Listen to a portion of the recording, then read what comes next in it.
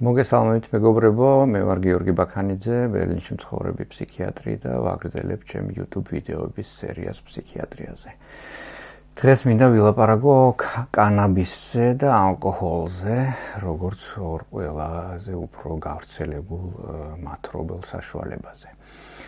კანაბისის ლეგალიზაციაზე თუ დეკრიმინალიზაციაზე ამ ბოლო წლებში ბევრი კამათი და მოთქმა იყო ქართულ საზოგადოებაში და ყოველი ესეთი კამათი, რაც მე ძირითადად Facebook-ში ვნახე, ჩემი აზრით უსაგნო იყო და იქამდე დაიყვანებოდა, რომ ერთი ბანაკი კანაბის ანათემას გადასცემს, ყველანაირ უბედურებას მიაწერს და მეორე მასზე აღმატებულად ლაპარაკობს, ვერანაირ საფრთხეს ვერ ხედავს და ლამის სამკურნალო საშუალებად მიიჩნევს. ეს ჯგუფი ხშირად კანაბის ალკოჰოლს ადარებს და ამბობს, რომ ალკოჰოლი უფრო მავნებელია და რა მოხდა, რომ მან კანაბისი მოწიოს. სიმართლე როგორც ხშირად არის ხოლმე, სადღაც შუაშია და ამ ვიდეოში შევეცდები, რომ ცოტა სიცხადე შევიტანო ამ საკითხში. ამიტომ ამ ვიდეოში შევაფასებ ორივე ნივთიერებისგან მომდინარე საფრთხეებს. ქართულ საზოგადოებაში კანაბისის მიუღებლობას ძირითადად კულტურული საფუძველი აქვს, ეს ნარკოტიკი ჩვენი კულტურისთვის უცნობია და როგორც ყველაფერი უცნობისადმი, რა თქმა უნდა, მისადმის დიდი ანტაგონიზმი არსებობს, მით უმეტეს რომ ლაპარაკი ნარკოტიკულ ნივთიერებაზეა. ეს ანტაგონიზმი უფროსი ასაკის ხალხში უფრო მეტადაა გავრცელებული, რაც ასევე ადვილი გასაგებია. სამაგიეროდ აბსოლუტურად კრიტიკას მოკლებული და რომანტიზებული მიდგომა გვაქვს ალკოჰოლიზადსადმი, იმიტომ რომ ეს ჩვენი კულტურის ნაწილია და როგორც ნაპოვნმა წიგწებმა გაგვანდეს, აგერ 8000 წელია უკვე ვეტრფით მას და ვაზის ცრემლებს ვეძახით. ამის საპირისპიროდ კანაბისის ბანაკში მყოფი ადამიანები ამბობენ, რომ კი ბატონო, კარგია ტრადიცია და კულტურა, მაგრამ ჩვენ გლობალურ და თანამედროვე სამყაროში ვცხოვრობთ, რომელშიც გეოგრაფიული და კულტურული საზღვრები პირობითობაა და არ მომწონს მე ეს თქვენი ვაზის ცრემლები და დამაცადეთ კანაფის მოწევა, მით უმეტეს რომ ის ასეთი უვნებელიაო.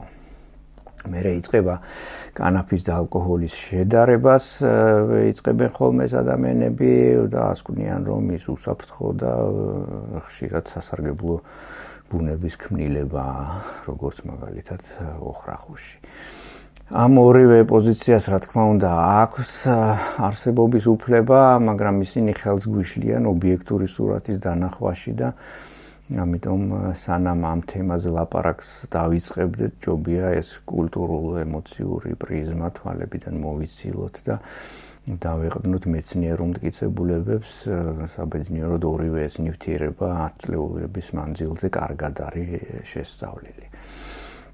დავიწყოთ კანაბისით. მის მთავარ მათრობელ ნივთიერებას ჰქვია ტეტრაჰიდროკანაბინოლი, შემოკლებით THC, ის მიეკუთვნება ნარკოტიკულ საშუალებას, მას აქვს ეიფორიის მომრგვრელი და ჰალუცინაციური მოქმედება ადამიანზე, ასევე მოაქვს განტვირთვის შეგრძნება, გუნება განწყობას წევს ზემოთ, აძლიერებს მადას და ადამიანს ამხიარულებს. კანაბისი ითვლება მსუბუქ ნარკოტიკად. ეს არ არის მეცნიერული შეფასება, მეცნიერობა არ არჩევს მსუბუქ და მძიმე ნარკოტიკებს, თუმცა კანაბისის მსუბუქ ნარკოტიკად კლასიფიცირება საკმაოდ გავრცელებულია სალაპარაკო ენაში, პოლიტიკაში და იურიდიულ ენაშიც გამოიყენება. მისი ასეთი შეფასება ეყრდნობა იმას, რომ კანაბისი ადამიანის ფიზიკურ ჯანმრთელობას და სოციალურ ცხოვრებას დიდ ზიანს არ აყენებს. მიუხედავად ამისა, მნიშვნელოვანია, რომ დავიმახსოვროთ, კანაბისი არის ნარკოტიკული ნივთიერება და იგი ორგანიზმისთვის მავნებელია. ეს მავნებლობა ძირითადად რეგულარული და ინტენსიური მოხმარების დროს გამოვლინდება და უმეტესად ეხება ადამიანის ფსიქიკურ ჯანმრთელობას. კანაფის რეგულარულად მომხმარებლებს აღენიშნებათ ხოლმე ეგრეთ წოდებული ამოტივაციონალური სინდრომი, ინტერესების დაქვეითება, შრომის უნარიანობის დაქვეითება, კონცენტრაციის მეხსიერების და აღმასრულებელი ფუნქციების დარღვევა და ზოგადად სწავლის უნარის დაქვეითება, ასევე იმპულსის კონტროლის დარღვევა. ფიზიკური დაავადებები იშვიათია შედარებით და უმეტესად შემოიფარგლება სასუნთქი ორგანოების დაზიანებით, რომლებიც თუთუნთან ერთად მოწევის შედეგია ხოლმე. თუმცა დადგენილია გარკვეული სიმსივნეების აწეული რისკიც, რომელიც კანაბისთან არის ასოცირებული. ამის გარდა კანაბის შეუძლია ფსიქოზის პროვოცირება. რადგან როგორც ზემოთ აღვნიშნე, მას ჰალუცინოგენური მოქმედება ახასიათებს. მისი ესთვისება ხშირად გამოიყენება ხოლმე კანაბისის საწინააღმდეგოდ ყველაზე დამაჯერებელ არგუმენტად. იმისთვის, რომ კანაბისმა ფსიქოზი გამოიწვიოს, ადამიანს უნდა ჰქონდეს ფსიქოზის მიმართ მიდრეკილება. თუ ეს მიდრეკილება ცნობილია, მაშინ ასეთი ადამიანი არ უნდა მიეკაროს კანაბისს, ისევე როგორც დიაბეტიანმა ადამიანმა არ უნდა ჭამოს ნამცხვარი. თუ ადამიანმა არ იცის, რომ მას აწეული ფსიქოზის რისკი აქვს, მაშინ შეიძლება რომ კანაბისმა ბიძგი მისცეს პირველ ფსიქოზურ ეპიზოდს. მაშინ ამ ფსიქოზს უნდა უმკურნალოთ და ამის შემდეგ ეს ადამიანი არ უნდა გაეკაროს ამ ნარკოტიკს. უფრო ხშირად კანაბისის მოხმარების შემდეგ მცირე ფსიქოტური სიმპტომები ვლინდება ხოლმე, რომლებიც მალევე ქრება. ეს უნდა იყოს იმისი ნიშანი, რომ ამ ადამიანის ტვინი THC-ს ვერ იტანს და აღარ უნდა მოიხმაროს იგი. შედარებით იშვიათია, როცა კანაბისის მოხმარების შემდეგ ძლიერი და რთულად სამკურნალო ფსიქოზი ვითარდება. ძლიერი ფსიქოზის გამოვლენის შემთხვევაში შეიძლება საქმე გქონდეს შიზოფრენიულ ფსიქოზთან, რომელსაც კანაბისმა გაუკეთა პროვოცირება.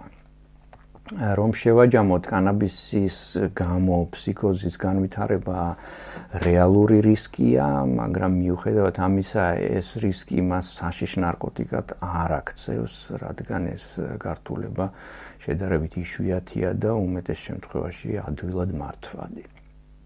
ეხლა რაც შეეხება დამოკიდებულებას. გავრცელებულია აზრი, რომ კანაბისი დამოკიდებულებას არ იწვევს, ან ყოველ შემთხვევაში ფიზიკურ დამოკიდებულებას არ იწვევს. ეს თვლად ასე არ არის, კანაბისი იწვევს როგორც ფსიქიკურ, ასევე ფიზიკურ დამოკიდებულებასაც. მისი ფიზიკური დამოკიდებულება უმეტეს შემთხვევაში საკმაოდ სუსტია და როგორც წესი არ მოითხოვს ხოლმე სტაციონარულ ფარგლებში დეტოქსიკაციას.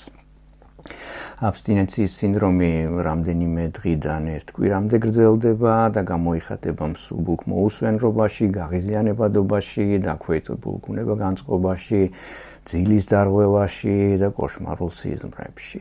არის შემთხვევები, როდესაც მომხმარებლებს უფრო რთული საშუალო სიძლიერის მოხსნის სინდრომი უვითარდებათ, ეს განსაკუთრებით იმ პირებში გახშირებული, რომლებსაც სხვა ფსიქიკური აშლილობები აქვთ, ან სხვა ნივთიერებებზე დამოკიდებულება აქვთ.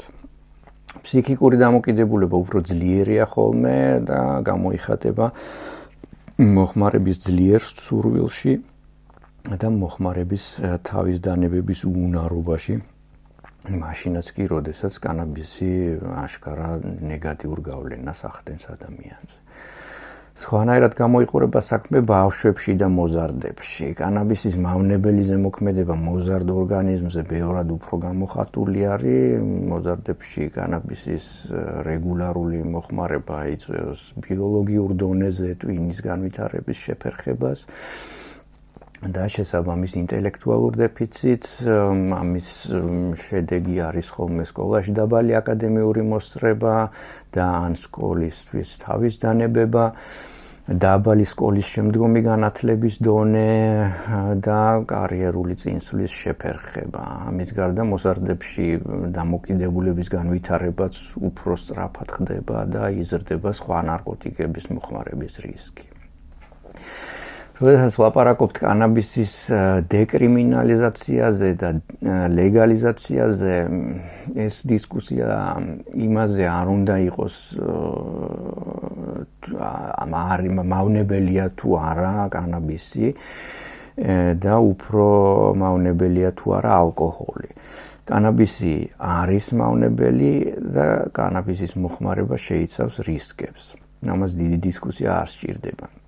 დისკუსია იმაზე არის საჭირო, ამ რისკების გათვალისწინებით აქვს თუ არა ზრდასრულ ადამიანს უფლება აირჩიოს, რითი მოიწამლოს თავი. როგორც უკვე ვახსენე, კანაბისი იმიტომ ითვლება მსუბუქ ნარკოტიკად, რომ მისი უარყოფითი ზეგავლენა ადამიანის ფიზიკურ და ფსიქიკურ ჯანმრთელობაზე, ისევე როგორც სოციალურ ფუნქციონირებაზე მცირეა. და ეს მცირე რისკი არ ამართლებს იმას, რომ საზოგადოებამ ისინი ნარკომანებად და კრიმინალებად შერაცხონ და საზოგადოებიდან გარიყვან. ამიტომ არის კანაბისი ბევრ ქვეყანაში დეკრიმინალიზებული. სხვა საქმეა ლეგალიზაცია. ლეგალიზაცია სულ სხვა რისკებს შეიცავს და ამაზე კარგად დაფიქრებაა საჭირო. თავარი რისკი არის, რა თქმა უნდა, ის, რომ კანაბისის ლეგალიზაცია ზრდის საზოგადოებაში მოხმარებას და მათ შორის მოხმარება იზრდება მოზარდებშიც და ეს ხდება გაყიდვაზე ასაკობრივი ბარიერის დაწესების მიუხედავად. ამას აჩვენებენ კვლევები ევროპის ქვეყნებშიც და ამერიკის იმ შტატებშიც, სადაც კანაბისი ლეგალურია. თუ რა ზიანი მოაქვს კანაბის მოზარდებისთვის და ბავშვებისთვის, ამაზე უკვე მოგიყევით. ამის გარდა კანაბისის ლეგალიზაცია ქმნის დამატებით ბაზარს ქვეყანაში. ანუ ის მოლოდინი, რომ ლეგალიზაცია გამოიწვევდა შავი ბაზრის გაქრობას და მას ლეგალური ბაზარი ჩაანაცვლებდა, არ გამართლდა. ჯერჯერობით იმ ქვეყნების გამოცდილება, სადაც კანაბისის ლეგალიზაცია მოხდა, აჩვენებს, რომ ლეგალიზაციის შემდეგ შავი ბაზარი არ ქრება და ფაქტიურად ლეგალური ბაზარი უკვე არსებულს ემატება, რითიც იზრდება კანაბისის საერთო რაოდენობა ქვეყანაში, რაც კიდევ უფრო ზრდის მის ხელმისაწვდომობას მოზარდებისთვის. კარგით, ეხლა მოკლედ ალკოჰოლზე. ალკოჰოლი, ანუ ეთილის სპირტი არის ის მათრობელი ნივთიერება, რომელიც ყველა ალკოჰოლური სასმელში შედის სხვადასხვა რაოდენობით. ალკოჰოლსაც აქვს ეიფორიის გამომწვევი მოქმედება, ის ამაღლებს გუნება განწყობას, ის უადვილებს ადამიანს სოციალურ ურთიერთობებს, იმიტომ რომ შებოჭილობას ხსნის და აქვს აგრეთვე მომადუნებელი სედატიური მოქმედება, რაც მაღალი დოზის შემთხვევაში ძილიანობას იწვევს. ალკოჰოლი მოგეხსენებათ ლეგალური ნივთიერება და მის მიმართ არ არსებობს ისეთი მიუღებლობა, როგორც სხვა არალეგალურ ნივთიერებების მიმართ.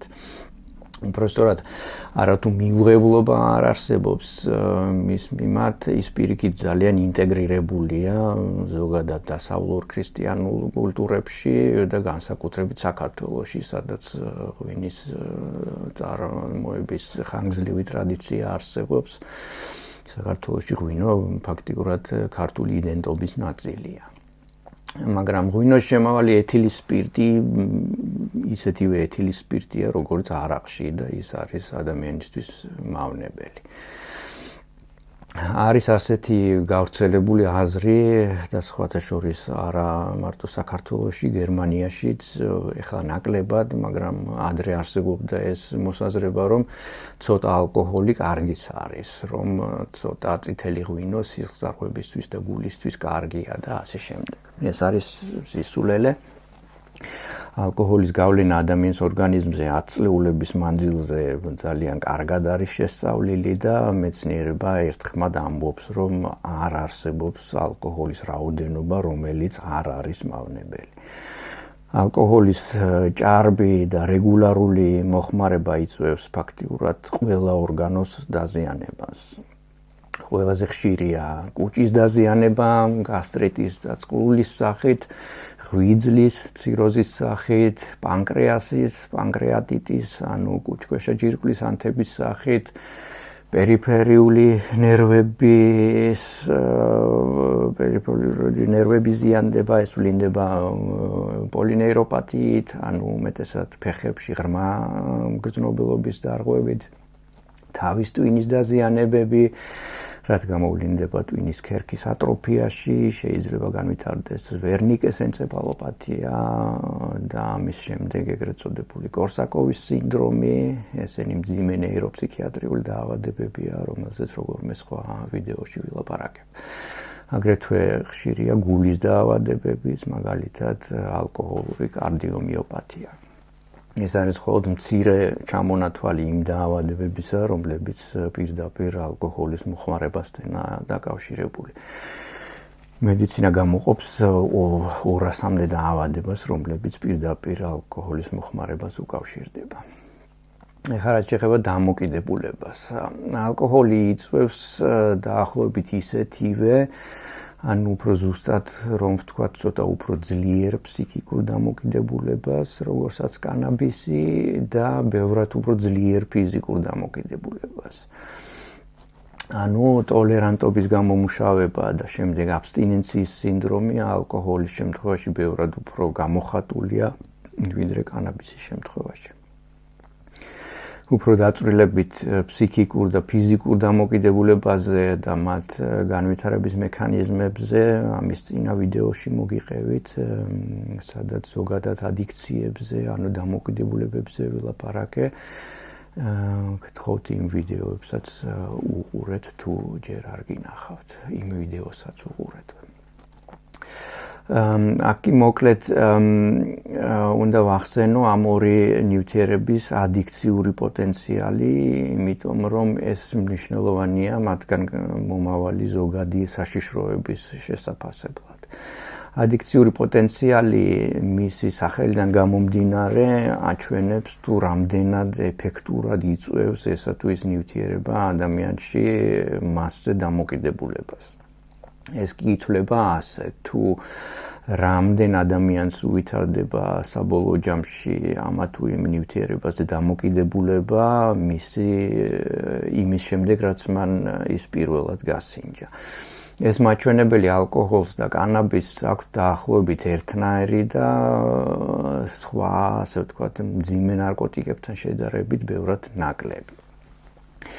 ანუ თუ შევადარებთ ჰეროინს ან კოკაინს, მათ მიმართ ადამიანებს ბევრად უფრო ხშირად და სწრაფად უვითარდებათ დამოკიდებულება, ვიდრე ალკოჰოლის ან კანაბისის მიმართ. სხვა სიტყვებით რომ ვთქვათ, ბევრად უფრო მეტია იმ ადამიანების რიცხვი, რომლებსაც შეუძლიათ ეს ნივთიერებები მოიხმარონ იმ სიხშირით და რაოდენობით, რომელიც მათ სერიოზულ ზიანს არ მიაყენებთ, ვიდრე იმათი, ვინც მათ უფრო დიდი რაოდენობით მოიხმარს, დამოკიდებულება გამოუმუშავდა და საბოლოო ჯამში ფსიქიკური, ფიზიკური და სოციალური ზიანს მიიღებენ. სწორედ ეს არის იმის საფუძველი, რომ კანაბისი, მიუხედავად მისი აბსოლუტურად რეალური დამაზიანებელი მოქმედებისა, ითვლება მსუბუქ ნარკოტიკად და ალკოჰოლი, მიუხედავად მისი დამანგრეველი მოქმედებისა ორგანიზმზე, არის ლეგალური მათრობელი ნივთიერება. ეხლა შევაჯამოთ ეს ყველაფერი და მიუბრუნდეთ ამ ორი ნივთიერების კულტურულ მისაღებობა, მიუღებლობას და მათ მავნებლობის ხარისხს. როგორც დავინახეთ, ორივე ეს ნივთიერება არის ორგანიზმისთვის მავნებელი. მათ პოტენციალი აქვთ ზიანი მიაყენონ ადამიანის ფსიქიკურ და ფიზიკურ ჯანმრთელობას, შეზღუდონ ცხოვრების ხარისხი და დაუნგრიონ მას სოციალური ცხოვრება. ვამბობ პოტენციალს, იმიტომ რომ ასეთი მძიმე შედეგები ვლინდება მხოლოდ ამ ნივთიერებების ჭარბი და ხშირი მოხმარების შემთხვევაში, როდესაც ადამიანი კარგავს მათ მოხმარებაზე კონტროლს და უვითარდება დამოკიდებულების სინდრომი. ორივე ეს ნივთიერება შეიძლება ადამიანმა მოიხმაროს მცირე დოზით და იშვიათად, ანუ რეკრეაციული მიზნით, განსატვირთად და მას არ განუვითარდება დამოკიდებულება და არ მიიღებს იმ მძიმე ფსიქიკურ და ფიზიკურ ჯანმრთელობის დაზიანებას, რომელიც ზემოთ აღვწერე. ამიტომ ეს ნივთიერებები არ წარმოადგენენ საზოგადოებისთვის იმხელა საშიშროებას, რომ მათი აკრძალვით მიღებული სიკეთე გადაწონიდეს ამ აკრძალვით გამოწვეულ გვერდით მოვლენებს საზოგადოებაში. ამასთან არ უნდა დაგვავიწყდეს, რომ არის გამონაკლისი, უფრო იშვიათი შემთხვევები, როდესაც ადამიანის ორგანიზმი ამ ნივთიერებებისადმი განსაკუთრებულად მგრძნობიარეა, მაგალითად უვითარდება ფსიქოზი კანაბისზე, ან აქვს პათოლოგიური სიმთვრალე ალკოჰოლზე, ან მიდრეკილება აქვს დამოკიდებულების განვითარებისკენ, სწრაფად კარგავს კონტროლს ნივთიერების მიღებაზე და სწრაფად ხდება ამ ნივთიერებაზე დამოკიდებული. ამ შემთხვევებში ის არ უნდა გაეკაროს ამ ნივთიერებებს. ამავე დროს მნიშვნელოვანი და ხაზგასმელია ის ფაქტი, რომ ორივე განხილული ნივთიერება ბავშვებისთვის და მოზარდებისთვის არის განსაკუთრებულად მავნებელი და მათ მიერ ნებისმიერი რაოდენობის მოხმარების ნორმალიზება საზოგადოებაში უნდა იყოს მიუღებელი. ალკოჰოლის, ანუ ეთილის სპირტის ერთი მოლეკულაც კი არის შხამი ბავშვის და მოზარდის ჩამოუყალიბებელი ტვინისთვის. ეს ეხება, რა თქმა უნდა, კანაბისსაც, მაგრამ საქართველოში თუ არავის თავშიც კი არ მოუვა, რომ კანაბისი ბავშვს მოაწევინოს, ღვინოს ხშირად ასმევენ ბავშვებს და ეს გარკვეულწილად ნორმად ითვლება. და ბოლოს ჩემი თხოვნა იქნება შეხედეთ კანაბის და ალკოჰოლს კულტურულ ემოციური პრიზმის გარეშე და ფაქტებზე დაყრდნობით. ეს დაგეხმარებათ ერთი მხრივ პასუხისმგებლობით მოეკიდოთ საკუთარ მოხმარებას და მეორე მხრივ არ გაუწიოთ დისკრიმინაცია სხვას, ვინც შესაძლოა სხვა ნივთიერებას მოიხმარს, მაგრამ საკუთარ მოხმარებას პასუხისმგებლობით ეკიდება. გმადლობთ ყურადღებისთვის და მომავალ შეხვედრამდე.